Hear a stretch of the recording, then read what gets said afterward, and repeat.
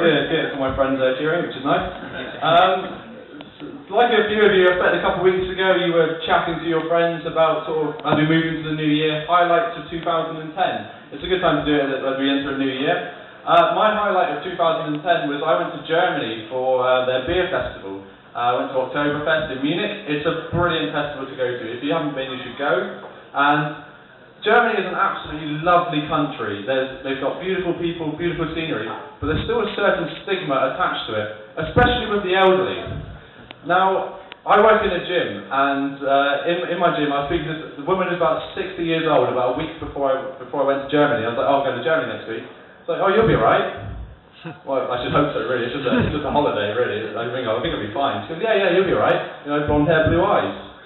Oh, right, no. Okay, we're still on that, are we? I'm fairly sure German policy has changed a bit in 60 years, but you keep hold of that. And I was a bit disappointed with her sort of lack of moving forward and how ignorant she was.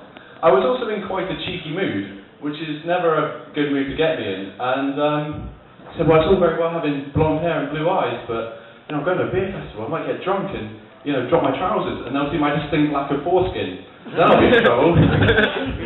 What I might do is stand at this light and then stand at this one when the punchline's coming, so you can... punchline, giggle. That's what happened. There's no greater feeling in life than saying something to a woman who is 60 years old, a phrase that she's probably never heard before, and then watch the shock on her face as she goes, what? Distinct lack of foreskin? What? I do like to travel. I wouldn't say I'm well travelled by any stretch of the imagination, but I have done a bit. But at heart, I am still a little Devon boy who really shouldn't be allowed out of the county, let alone the country. And this became very apparent to me 2 years ago now. I was in Costa Rica. I was on a bus going to Nicaragua, and I was with my mate Phil. My mate Phil is a 6'4" skinny white guy from New Zealand. I'm a 6' skinny white guy. We stood out in the Latino community quite a bit. I was on this bus, and this kid came up to me, he's about 18 years old, came up to me and said, do you guys speak English? We had a look around the bus, and I don't know if you've been on a Hispanic bus, you can barely see the tops of people's heads. I'm fairly sure he was going to get the answer he wanted. So he came up to us and said, do you speak English? And we said, yes. He goes, well, I'm studying English at university, and I was wondering if you could help me with some pronunciations. And we both said yes.